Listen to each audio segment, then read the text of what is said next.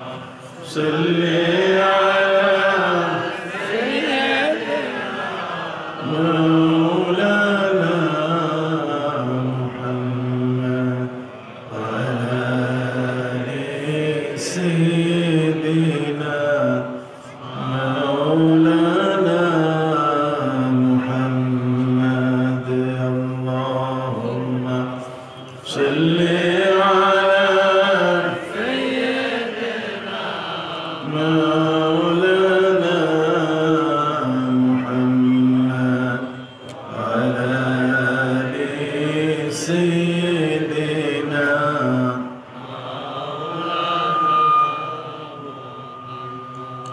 প্রেমাগুনে জ্বলে মরি ওহে মাবুদ রব্বানা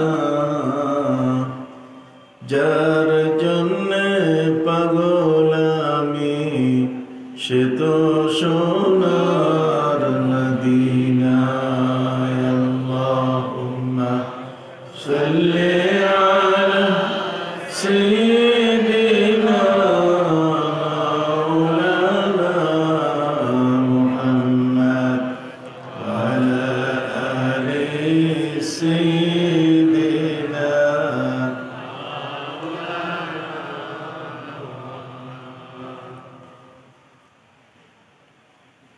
ঐতিহাসিক চাঙ্গিনী আল আমিন ইসলামিয়া সুন্নিয়া দাখিল মাদ্রাসা ময়দানে অনুষ্ঠিত মহাপবিত্র ঈদে মিলাদুন নবী ইসলাম উপলক্ষে দুদিন ব্যাপী ৩০তম সুন্নি মহাসম্মেলনের আজকের সমাপনী দিবসের শ্রদ্ধাভাজন সভাপতি জনাব আলহাজ মোহাম্মদ মুস্তাফিজুর রহমান চৌধুরী, বিশিষ্ট সমাজসেবক ও দানবীর, চাঙ্গিনী, কচুয়া।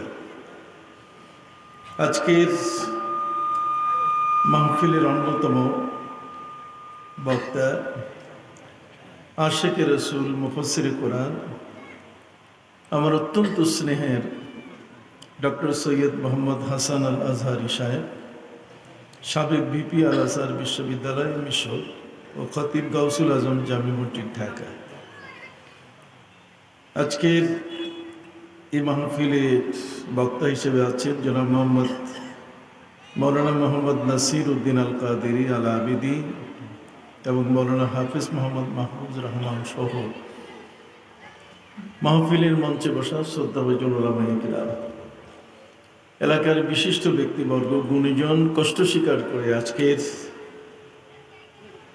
দুদিন ব্যাপী সুন্নি মহাসম্মেলনের সমাপনী দিবসে স্বতঃস্ফূর্তভাবে উপস্থিত প্যারা নবী রাসূল করিম সাল্লাল্লাহু আলাইহি ওয়াসাল্লামের আশিকান বৃন্দ, সুন্নিয়তের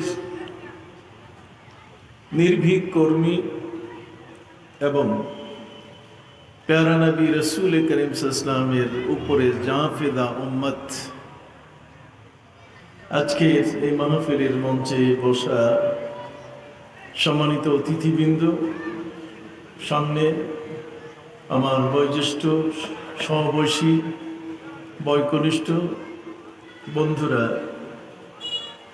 স্নেহের এবং আদরের যুবকেরা, কলিজার টুকরা শিশুরা, অত্র আল আমিন ইসলামিয়া সুন্নিয়া দাখিল মাদ্রাসার সম্মানিত সুপার শিক্ষক মণ্ডলী, আসাতিজায়ে কিরাম, শিক্ষার্থী বন্ধুরা, শ্রদ্ধাভাজন এলাকাবাসী, সুধী মণ্ডলী, আসসালামু আলাইকুম ওয়া রাহমাতুল্লাহি ওয়া বারাকাতুহু। আজকের এই ইসলামী সুন্নি মহাসম্মেলনে আসতে পেরে আমি নিজকে ভাগ্যবান মনে করছি। আজকের এই মাহফিলটি আমার কাছে একটি ব্যতিক্রম ধর্মী মাহফিল মনে হচ্ছে। আমি সারা পৃথিবীতে যাই, আমেরিকা, ইউরোপ, ইংল্যান্ড, অস্ট্রেলিয়া, আরব আমিরাত সহ সারা পৃথিবীর বিভিন্ন দেশ, কিন্তু মাহফিলের আগে এতগুলো প্রশ্ন নিয়ে আলোচনার জন্য কোথাও অনুরোধ এসেছে বলে আমার কাছে জানা। আমার খুব মনে হয়েছে এই এলাকাটা নবী করিম সাল্লাল্লাহু আলাইহি ওয়াসাল্লামের আশিকদের এলাকা। এটি হচ্ছে নবী প্রেমিকদের এলাকা। নবী প্রেমিক সহজে হওয়া যায় না, এর জন্য ত্যাগ প্রয়োজন। অনেকেই নবীর দেশে গিয়ে নবীকে হারিয়ে ফেলে, নবীর দেশে গিয়ে আর নবীকে চিনে না। এরা কপাল পড়া, এরা ভাগ্যাহত। এ সমস্ত ব্যক্তি, এদের কপাল পুড়ে গেছে। যে জায়গায় নবীকে তাজিম করার একটু দুটো নয়, হাজার হাজার লক্ষ লক্ষ আলামত সেখানে বিদ্যমান। হযরত ইমাম মালিক রহমতুল্লাহ আলাইহি, তিনি ইমাম ও দারুল হিজরা, তিনি মদিনা মুনাওয়ারার মসজিদে নববীর ইমাম ছিলেন। তিনি তার জীবনে মদিনার বাইরে কখনো দাওয়াত গ্রহণ করতেন না। তার উদ্দেশ্য যদি মৃত্যু আসে তা যেন মদিনার মাটিতে হয়। কেন? নবী করিম সাল্লাল্লাহু আলাইহি ওয়াসাল্লাম ইরশাদ করেছেন, মান আরাদা আন ইয়ামুতা ফালিয়াস্তাহিদ আন ইয়ামুতা বিল মদিনা। যদি কেউ মরতে চায়, মরার ইচ্ছা করে, তাহলে সে যেন চেষ্টা করে যেন তার মৃত্যুটা মদিনায় হয়। নবী করিম সাল্লাল্লাহু আলাইহি ওয়াসাল্লাম বলেছেন, মান মাতা ফি আহাদিল হারামাইন ওয়া ফি রিওয়ায়াতিন উখরা মান মাতা বিল মদিনা ফাহুয়া মিনাল আমিনিন। নবী করিম সাল্লাল্লাহু আলাইহি ওয়াসাল্লাম বলছেন, যদি কোনো ব্যক্তি মক্কা মদিনা এই দুই হরমে, অন্য বর্ণনায় যদি কোনো ব্যক্তি মদিনা মুনাওয়ারায় মৃত্যুবরণ করে, তাহলে সে আমিনিন, জাহান্নামের আগুন থেকে নিরাপদ ব্যক্তিদের অন্তর্ভুক্ত হয়ে গেল। মদিনার মাটিতে যারা বসবাস করেন তাদের সম্পর্কে নবী করিম সাল্লাল্লাহু আলাইহি ওয়াসাল্লাম বলেছেন যে তারা যেন মদিনা ছেড়ে কোথাও না যায়। লাউ কানু ইয়ালামুন, ডলারের দেশ আছে, পাউন্ডের দেশ আছে, পৃথিবীর মধ্যে অনেক দেশ এমন আছে যেটি আমাদের মুদ্রার মূল্যায়ন হিসেবে যদি বিচার করা হয় সেখানে প্রায় 85 গুণ বেশি। ওদের $1 1 টাকা, আমাদের 85 টাকা। ওদের একটা ইউরো আমাদের 110 টাকা। ওদের পাউন্ড আমাদের 125 টাকা বা 120 টাকা। নবী করিম সাল্লাল্লাহু আলাইহি ওয়াসাল্লাম বলছেন যে পৃথিবীর যত বড় অর্থ উপার্জনের সুযোগ থাকুক না কেন, যদি একবার মদিনায় তার ঠাঁই হয়ে যায়, সে যেন কোনো অর্থের লোভে, ডলার পাউন্ডের লোভে, ইউরোর লোভে যেন তারা আমার মদিনা ছেড়ে না যায়। আল্লাহর হাবিব সাল্লাল্লাহু আলাইহি ওয়াসাল্লাম বলেছেন, লাউ কানু ইয়ালামুন, যদি তারা বুঝতে পারত যে মদিনার মূল্য কত, মদিনা মুনাওয়ারার শান মান, এই জমিনের দাম কত, যদি তারা বুঝতে পারত, তাহলে কখনোই মদিনা তারা ছেড়ে যেতেও না। এই জন্য আশিকানে মুস্তাফা যারা, তাদের কলিজা, তাদের মাম্বা, ইমানের ঠিকানা, মহব্বতের ঠিকানা হলো মদিনা। মহব্বত নাই, মদিনার নবী সাল্লাল্লাহু আলাইহি ওয়াসাল্লামের সাথে তার কোনো যোগাযোগ নাই। যে নবী সাল্লাল্লাহু আলাইহি ওয়াসাল্লামকে একটি গাছের কাটা ডাল, শুকনো ডাল, উস্তুনে হান্নানা নবীকে ভালোবেসেছে, যেই জমিনের মধ্যে উহুদ পাহাড়ের মতো একটি পাহাড় নিরিবিলি ভাবে আমার নবী সাল্লাল্লাহু আলাইহি ওয়াসাল্লামকে নিতান্তই ভালোবেসেছে। নবী করিম সাল্লাল্লাহু আলাইহি ওয়াসাল্লাম যখন তার পৃষ্ঠে হযরত আবু বকর সিদ্দিক, হযরত ওমর, হযরত উসমান রিদওয়ানুল্লাহি তাআলা আলাইহিম আজমাইনকে সাথে নিয়ে যখন উঠলেন, তখন এই পাহাড়টি নবীর প্রেমে আন্দোলিত হয়েছিল, নেচে উঠেছিল। নিজের অভিব্যক্তি, নিজের ভালোবাসাটাকে প্রকাশ করেছিল নেচে উঠে। যেই পাহাড়টির সম্পর্কে নবী করিম সাল্লাল্লাহু আলাইহি ওয়াসাল্লাম বলছেন, জাবাল উহুদ ইউহিব্বুনা ওয়া নুহিব্বু, উহুদ পাহাড় আমাদেরকে ভালোবাসে, আমরা উহুদকে ভালোবাসি। আর প্রিয় নবী সাল্লাল্লাহু আলাইহি ওয়াসাল্লামকে এই উহুদ পাহাড় ভালোবাসার কারণে পাহাড়ের জান্নাতে যাওয়ার প্রশ্নই আসে না। পাহাড় জান্নাতে যাবে এমনটা প্রশ্নই আসে না।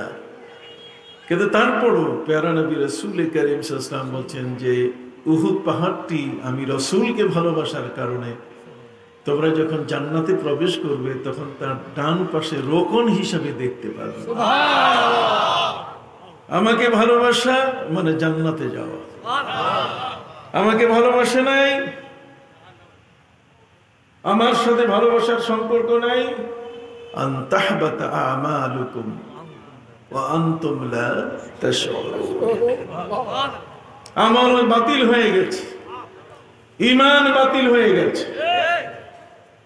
নবী সাল্লাল্লাহু আলাইহি ওয়াসাল্লামকে না ভালোবাসলে তার অজান্তে কিভাবে তার সকল আমল বরবাদ হয়ে গেছে সে নিজেও জানে না। প্যারা নবী রাসূল কারীম সাল্লাল্লাহু আলাইহি ওয়াসাল্লামের ভালোবাসায় এই উহুদ পাহাড় ভালোবেসেছে। উহুদ পাহাড় জায়গা পেয়েছে কোথায়? জান্নাতে। বলুন কোথায়? প্যারা নবী রাসূল কারীম সাল্লাল্লাহু আলাইহি ওয়াসাল্লামকে যেই ভালোবেসেছে তার ঠিকানা কি? জান্নাত। অতএব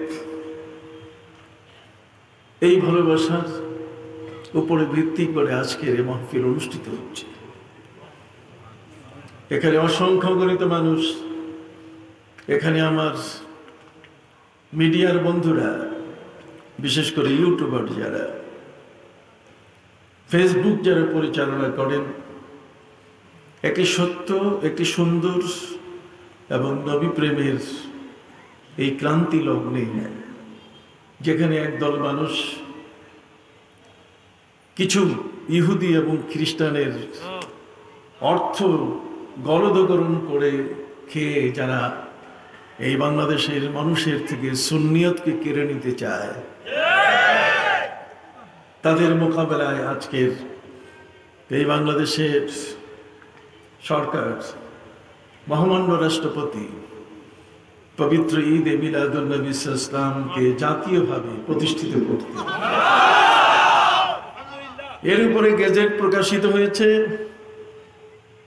এবং মাননীয় প্রধানমন্ত্রী সহ মহামান্য রাষ্ট্রপতি, আমরা তাদের প্রতি শ্রদ্ধা জানাই। যেদিন পবিত্র ঈদে মিলাদুন নবী সাল্লাল্লাহু আলাইহি ওয়াসাল্লাম হবে সেদিন রাষ্ট্রীয় পতাকা উড়বে। আইনগতভাবে পবিত্র ঈদে মিলাদুন নবী সাল্লাল্লাহু আলাইহি ওয়াসাল্লাম আজকে এই বাঙালি জাতির, এই বাংলা ভাষাভাষী মানুষের দেশ বাংলাদেশে আজকে আইনগতভাবে প্রতিষ্ঠিত হয়েছে।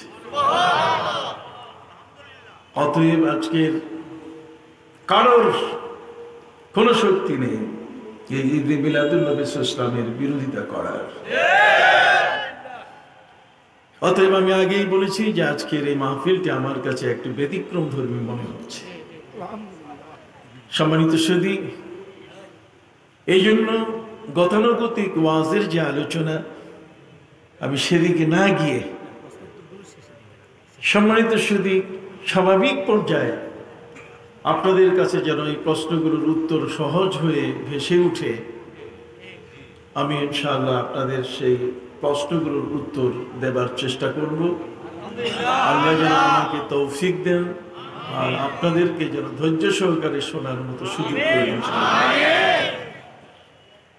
আমি মহাগ্রন্থ আল কোরআনের একাধিক আয়াত আপনাদের সামনে তেলাওয়াত করেছি। আমি সেখানে তেলাওয়াত করেছি ওয়ামাই ইউআযযিম শাআইরাল্লাহ ফাইন্নাহা মিন তাকওয়াল কুলুব। আল্লাহ পাক রব্বুল আলামিন তিনি তার নবীকে যে কত ভালোবাসেন, আমরা নবীকে কতটুকু ভালোবাসি। আমাদের ভালোবাসার মধ্যে অনেক খাদ আছে, খুদ আছে, আমাদের ভালোবাসার মধ্যে অনেক ত্রুটি আছে, অনেক লৌকিকতা আছে, বাস্তবতার খুবই কম।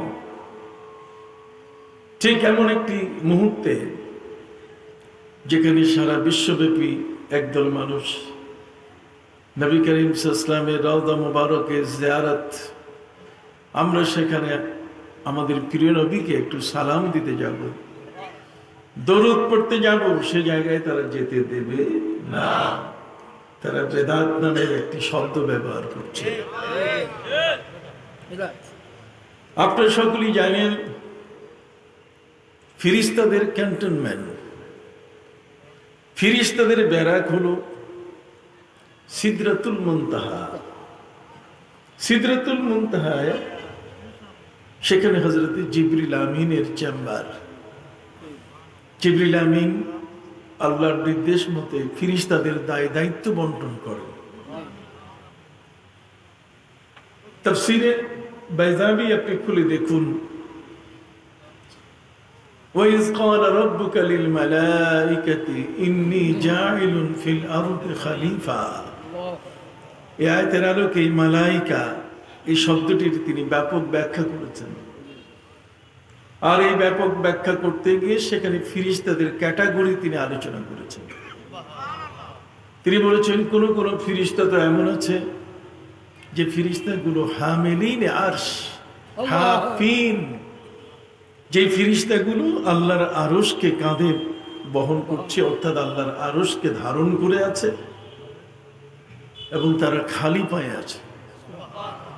ওয়াতারাল মালাইকাতা হাফিনা মিন হাওলিল আরশ, আরশের চতুর্দিকে ফিরিস্তারা খালি পায়ে। হাফিন শব্দের অর্থ খালি পায়ে। এরা হচ্ছে হামিলিন আরশ, আরশের বহনকারী ফিরিস্তা। এই ফিরিস্তাদের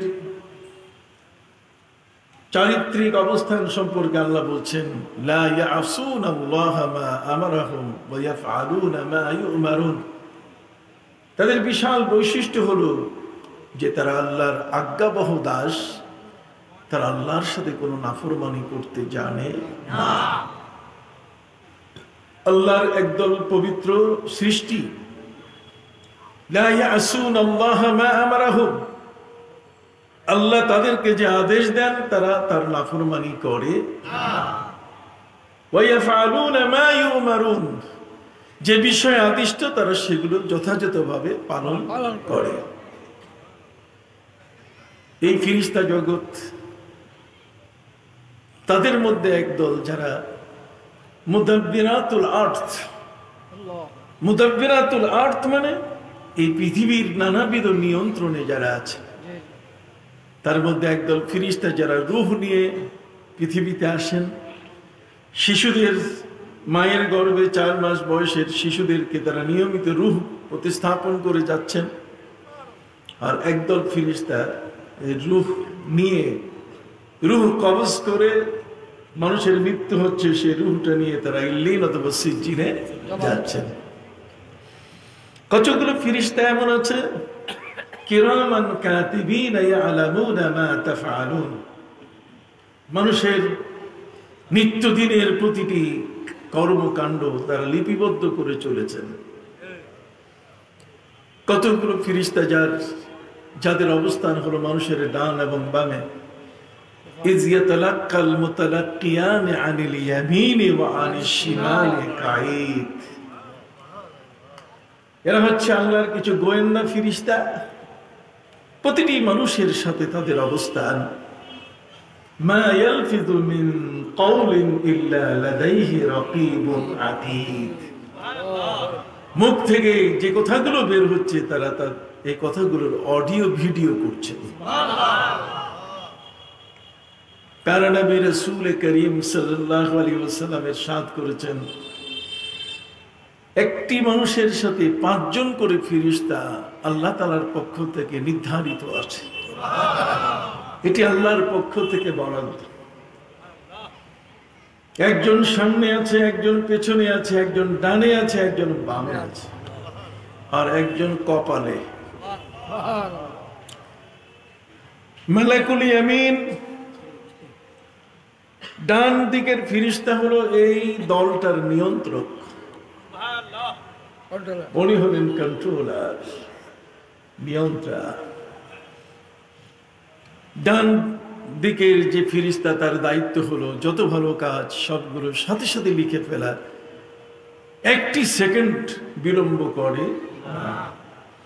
আর বাকি সমস্ত 4 জন ফিরিস্তা তার আন্ডারে। মালাকুস শিমান তার দায়িত্ব হলো মানুষ যদি কোনো গুনাহ করে তাহলে সেই গুনাহগুলো সে লিখে ফেলে, মিথ্যা লিখে ফেলে। এই বাম হাতের ফিরিস্তা মিথ্যা লিখবে কিনা এই মানুষটার সম্পর্কে, যে খারাপ কাজটি করলো, যে মন্দ কাজটি সংগঠিত হলো, লিখবে কিনা ডাইন হাতের ফিরিস্তার কাছে অনুমতি চাই যে স্যার এটা লিখবো কিনা। তো স্যার বলেন, মালাকুল ইয়ামিন বলে দেন লিখো না ভাই, এ তো অল্প পরে তওবা করবে। তাকে ঠেকাইতে ঠেকাইতে 7 বছর পর্যন্ত ঠেকায়, এভাবে ঠেকাইতেই আছেন ডান দিকের ফিরিস্তা। সামনে পিছনের ফিরিস্তা পাহারাদের কাজ করেন, আর যে ফিরিস্তা কপালে এখানে অবস্থান করছেন তার দায়িত্ব হলো আমরা আমাদের প্রিয় নবী সাল্লাল্লাহু আলাইহি ওয়াসাল্লামকে কতবার দরুদ শরীফ পড়েছি। স্পেশাল একজন ফিরিস্তা শুধু প্রিয় নবী সাল্লাল্লাহু আলাইহি ওয়াসাল্লামের উপরে ইয়া আইয়ুহাল্লাযীনা আমানু সাল্লু আলাইহি ওয়া সাল্লিমু তাসলিমা, এই আদেশটি কারা কারা পালন করেছে? আল্লাহর আদেশ কোন হিন্দু পালন করে না, কোন হিন্দু আমার নবীর উপরে দরুদ পড়ে না, নবীকে সালাম দেয় না। কোন বৌদ্ধ আমার নবীর প্রতি দরুদ পড়ে না, নবীকে সালাম দেয় না। কোন খ্রিস্টান, কোন ইহুদি, পৃথিবীর মধ্যে যত ধর্মের মানুষ আছে কেউ আমার নবীর উপরে দরুদও পড়ে না, সালামও দেয় না। একমাত্র আমরা। আল্লাহ যে দায়িত্বটি নিয়েছেন, ইন্নাল্লাহা ওয়া মালাইকাতাহু ইউসাল্লুনা আলান নবী, ফেরেশতা জগৎ, এর মধ্যে হামিলিন আরশ, আল্লাহর আরশ বহনকারী ফেরেশতা, এর মধ্যে এই জমিনে মানুষের ডানে বামে মানুষের আমলনামার লিখক যে সকল ফেরেশতা, কেউ বাদ নাই, ছোট থেকে বড়। ফেরেশতা বলতে গেলে যত আছে, ওয়া মা ইয়ালামু জুনুদ রাব্বিকা ইল্লা হু, আল্লাহর যত ফেরেশতা আছে সকল ফেরেশতার উপরে আল্লাহ তাআলা আদেশ জারি করে রেখেছেন আমার নবীর উপরে দরুদ পড়তে হবে। আমি নিজে আল্লাহ আমার প্রিয় হাবিব সাল্লাল্লাহু আলাইহি ওয়াসাল্লামের উপরে দরুদ পড়ি, ফেরেশতা তোমাদেরকে দরুদ পড়তে হবে। ভরসা করে যায় না ওয়াহাবিরা দরুদ পড়বে না, কি বলেন? ভরসা করা যায় না। এই ধরনের কিছু মানুষ যারা প্রিয় নবী সাল্লাল্লাহু আলাইহি ওয়াসাল্লামের উপরে দরুদ, কিয়াম, মিলাদ ও কিয়াম করতে চাইবে, এগুলো আল্লাহ বলেছেন আমি ফেরেশতা নিয়োজিত রেখেছি, তোমরা না করলে না করো, আমি আল্লাহ আমার নবীর উপরে দরুদ পড়তেই আছি। আমার ফেরেশতারা আমার প্রিয় নবীর উপরে দরুদ পড়তেই আছে। কথা কি বুঝতে পেরেছেন? সম্মানিত সুধী, জ্ঞান পাপী যারা, জ্ঞানের দৈন্যতা যাদেরকে ধরেছে, যাদের জ্ঞানের মধ্যে জন্ডিস রোগ হয়েছে, জ্ঞানের মধ্যে যারা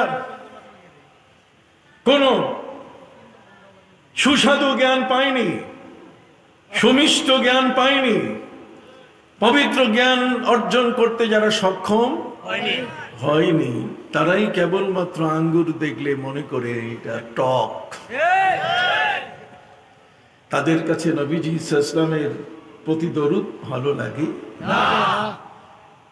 তার কথা তুলে এইভাবে কি সাহাবায়ে কিরাম পড়েছেন? এইভাবে কি রাসূল সাল্লাল্লাহু আলাইহি ওয়াসাল্লামের যুগে পড়া হয়েছে? তারা বলে মিলাদ শব্দ 600 বছর পর এসেছে, এই 600 বছর পরের জিনিসটা নিয়ে এত টানাটানি কিসের? যদি এটা অন্যায় হয় তাহলে খতমে বুখারীও তো এসেছে 200 বছর পর।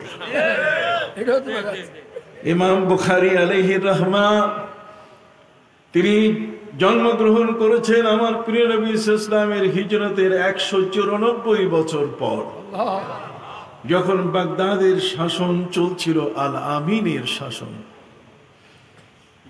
খলিফা মামুনের শাসন। এই আমলে ইমাম বুখারী রহমতুল্লাহ আলাইহি বুখারী শিখেন, অর্থাৎ হাদিস পড়েন, বুখারী লিখেন। একটি সোনালী যুগ, জ্ঞানের এক সোনালী যুগ, খলিফা মামুনের যুগ।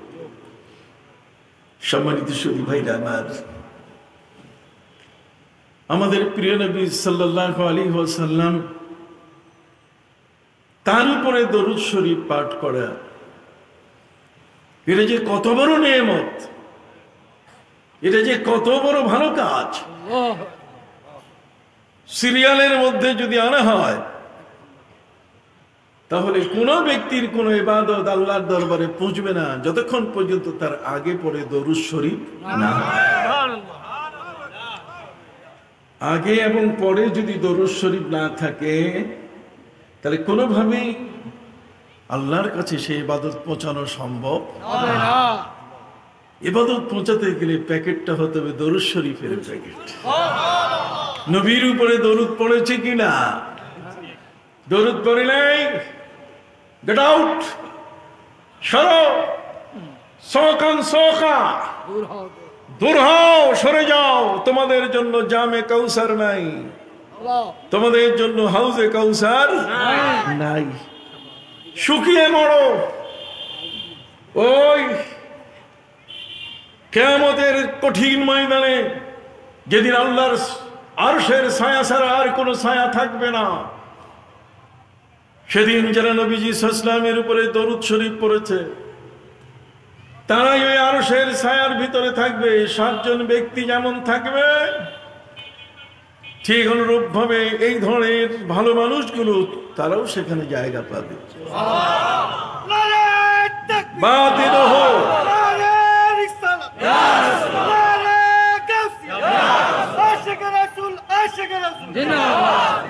বাতিনুহু ফীহি রাহমা ওয়া যাহিরুহু মিন কিবালিহিল আযাব। সেই কঠিন দুর্দিনে, ওয়া ইন্না ইয়াওমান ইনদা রাব্বিকা কালফি সানাতিন মিম্মা তাউদ্দুন, এক একটা দিন হাসরের ময়দানে লম্বা হবে পৃথিবীর 1000 বছরের সমান। সূর্যের আলো ঠিকরিয়ে পড়বে মাথার উপরে, মগজ গলে যাবে, মাটির নিচে তপ্ত সেই কঠিন তামার প্লেট, এর উপরে দাঁড়ানো থাকবে, অস্থির হয়ে থাকবে। এরা জায়গা পাবে না, কলিজাটা শুকায় যাবে পিপাসায়। এরা আমার নবী সাল্লাল্লাহু কাছে গিয়ে তারা চান্স দেবে। এরা সেদিন 1 নম্বর মুসল্লি হবে, 1 নম্বর দরুদ পাঠকারী হবে, 1 নম্বর নবীর মহব্বতের মানুষ হিসাবে নিজকে প্রকাশ করবে। কিন্তু ফেরেশতারা বলবেন না, নবীজি বলবেন না, কোথায় তোমার মহব্বত? তুমি সমালোচনা করেছো আমার ওয়াইস করণীকে নিয়ে। আমার ওয়াইস করণী আমাকে ভালোবেসেছে 32টি দাঁত ভেঙে। তুমি দলিল তালাশ করছো, সব দলিল কোরআনে পাওয়া যাবে না, সব দলিল হাদিসে পাওয়া যাবে না। 1971-এর বাংলাদেশের স্বাধীনতা কোরআনের কোন আয়াতে নাই, এটা হাদিসের কোন শব্দে নাই, কিন্তু এটি ঐতিহাসিক মহাসত্য, এটা অস্বীকার করার সুযোগ নাই। বাংলাদেশের কোন নাগরিক যদি এদেশের 71-এর স্বাধীনতার যুদ্ধকে যদি অস্বীকার করে, ভাষা সৈনিকদের শাহাদাতের ঘটনা 52, সে সময় রফিক, জব্বার, সালাম, বরকত, শফিউর সহ আরো অনেকে যারা জীবন দিয়েছে, এটি ঐতিহাসিকভাবে সত্য। অতএব এটা কোরআনের পাতায় খুঁজলে পাওয়া যাবে না, এটা হাদিসের পাতায় খুঁজলে পাওয়া যাবে না। অসংখ্য গণিত মহাসত্য পৃথিবীতে পড়ে আছে, আর সেই মহাসত্যগুলো সবটাই কোরআন থেকে, হাদিস থেকে আপনি খুঁজে বের করবেন, এটি সম্ভব নয়। সম্মানিত সুধী, এই কারণে আমি আপনাদের খেদমতে বিনয়ের সাথে আরজ করতে চাই, আমাদের প্রিয় নবী সাল্লাল্লাহু আলাইহি ওয়াসাল্লামের উপরে এই ফিরিস্তা জগৎ তারা আদিষ্ট হয়ে আছে, তারা আমার নবীর উপরে দরুদ পড়ে, আর কারো উপরে নয়, আর কারো উপরে নয়, শুধু আমার নবীর উপরে, আমার প্যারা নবী রাসূল কারীম সাল্লাল্লাহু আলাইহি ওয়াসাল্লামের উপরে তারা দরুদ পড়তে আদিষ্ট। মামুর, মামুর মানে আদিষ্ট, আল্লাহর পক্ষ থেকে তারা আদিষ্ট, যে কারণে হযরত জিবরিল আমিনের কাছে সিদরাতুল মুনতাহায় প্রতিদিন লক্ষ কোটি ফেরেশতার আবেদন থাকে যে আমাদেরকে রাজধানীতে পাঠান। কোথায়? ফেরেশতারা রাজধানীতে আসতে চায়। জগতের মধ্যে আল্লাহর সৃষ্টি, সাত আসমান সাত জমিনের মধ্যে রাজধানী হলো এই পৃথিবী। কেন? এই জমিনের মধ্যে শাহে মদিনা শোয়া আছে। শাহে মদিনা প্যারা নবী রাসূল করিম সাল্লাল্লাহু আলাইহি ওয়াসাল্লাম এই জমিনে শোয়া। সেই নবীর উপরে দরুদ পড়তে গেলে, তার কাছে এসে পড়তে পারলে বড় ভালো লাগবে। যে কারণে ফেরেশতাদের প্রতিদিন জিবরিল আমিনের কাছে আবেদন পত্র যে আল্লাহর কাছে মঞ্জুর করে নিয়ে আসেন। রূহ আনা নেওয়ার দায়িত্বের পাশাপাশি মক্কাও দেখা হবে, মদিনা মুনাওয়ারায় নবীর প্রতি দরুদ ও সালাম পেশ করা যাবে। সুবহানাল্লাহ বলেন। এই জমিন, এই পৃথিবীটা হলো সৃষ্টি জগতের রাজধানী। এখানে কাবা আছে, এখানে কোরআনের আওয়াজ শোনা যায়, এখানে প্রিয় নবী সাল্লাল্লাহু আলাইহি ওয়াসাল্লামের উপরে দরুদ পড়ার আয়োজন আছে। আপনি সুবহানাল্লাহ বলবেন না? প্রতিটি প্রশ্নের উত্তর দেব ইনশাআল্লাহ। সম্মানিত সুধী ভাইরা আমার, কোন ধোঁকাবাজ যেন আপনাদেরকে ধোঁকায় ফেলে না দেয়, কোন প্রতারক যেন আপনাদেরকে কখনো প্রতারণা করে যেন সফল হতে না পারে। বিশাল লাল লম্বা রুমাল, মেয়েদের মতো ঘোমটা মাথায় দিয়ে আমাদের ঈমান হরম করবে লুকোচুরি খেলে। না, নাহনু রিজালুন ওয়া হুম রিজাল। আমরা আরবের লেখাপড়া, আমরা আরবকে ভালোবাসি, আরবের প্রতি আমাদের শ্রদ্ধা আছে, কিন্তু কোরআন আরবের নয়, সারা পৃথিবীর সম্পদ।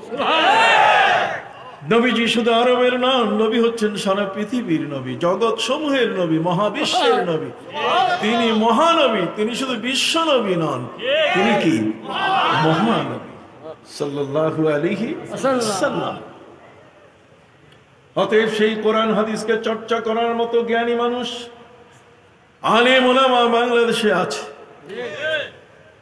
অতএব এদেশের আলেম ওলামাকে ওই মালয়েশিয়ার পচা জ্ঞান ধার করা দরকার নেই। যেই জ্ঞান ধার করলে পড়ে আমার নবীকে যারা সিক্স প্যাক বলে, যেই জ্ঞানের আদলে যারা নিজেকে ওই জ্ঞানের বাহক হিসাবে মনে করে, আমরা সেই জ্ঞানকে ডাস্টবিনে ফেলে দিতে চাই। ওই জ্ঞান আমাদেরকে কোনোদিন কোন ধরনের উপকার দেবে না। যে জ্ঞানে মায়ের সমালোচনা, যেখানে মায়ের সম্মানের কথা বলা আছে, আন-নাবিয়্যু আওলা বিল মুমিনিনা মিন আনফুসিহিম ওয়া আজওয়াজুহু উম্মাহাতুহুম। নবী সাল্লাল্লাহু আলাইহি সাল্লামের আজওয়াজ মুতাহহারাত, পবিত্র স্ত্রীগণ, আজ যাদের মুখে এই ভাষা আসে যে মা খাদিজাতুল কুবরা রাদিয়াল্লাহু তাআলা আনহা 3 তালাক খেয়েছেন, অথচ মিথ্যাচার, জঘন্যতম মিথ্যুক, এই ধরনের কোন মা খাদিজাতুল কুবরা রাদিয়াল্লাহু তাআলা আনহার জীবনে তালাক ঘটে না। তিনি বিধবা হয়েছেন, দুজন স্বামীর মৃত্যুতে তিনি বিধবা হয়েছেন। তাহলে যে জ্ঞান বিধবাকে তালাক শেখায়, যে জ্ঞান বিধবাকে তালাকি বলা শিখায়, যে জ্ঞান সারা পৃথিবীর আলেম ওলামা, বাম দুধের দু আঙ্গুল নিচে কলব আছে, এটা পবিত্র কোরআনের দৃষ্টিতে ফাইন্নাহা লা তা'মাল আবসার ওয়ালা তা'মাল কুলুবুল্লাতী ফিস সুদূর। কলব সিনার মধ্যে, যে জ্ঞান সিনার কলবটাকে কপালের আছে বুঝায়, আমরা সেই জ্ঞানকে ডাস্টবিনে ফেলে দিতে চাই। এগুলোতে আমাদের কোনো উপকার নাই। এদেশে আলিম ওলামা, পীর মাশায়েখ, সুন্নিয়তের উপরে সমস্ত মহান ব্যক্তি এদেশের মানুষগুলোকে হাজার বছর ধরে লালন করেছে সুন্নিয়তের উপরে। এদেশে লড়াই করে ওইভাবে ইসলাম আসে নাই, এখানে ইসলাম এসেছে আউলিয়া ইকরামের মাধ্যমে। গোবিন্দরাজ, পৃথ্বীরাজ, বীর বিক্রমাদিত্য, পরশুরাম, লক্ষণ সেন, এ ধরনের যারা আছে, তারা তাদের অনুসারী যারা, এককালে তারা এ সমস্ত মহান ওলিয়া উলিয়ার হাতে কালেমা পড়ে মুসলমান হয়েছে। অতএব তারা টিকি থেকে এদেরকে টুপিওয়ালা বানিয়েছে, ধুতি থেকে তাদেরকে লুঙ্গিওয়ালা বানিয়েছে, এদেরকে মসজিদমুখী করেছেন, যে কারণে আজকের বাংলাদেশের মসজিদের সংখ্যা প্রায় বেসরকারি হিসাব অনুযায়ী 3.5 লক্ষের উপরে। আর সেই মসজিদের দেশটিকে আরো বেশি আলোকিত করছেন আমাদের মাননীয় প্রধানমন্ত্রী 560টি মডেল মসজিদ করে। এক একটি মসজিদের পেছনে প্রায় 20 কোটি টাকা ব্যয় হচ্ছে। এত সুন্দর সুন্দর মসজিদ রিসার্চ কেন্দ্র, গবেষণা কেন্দ্র হিসেবে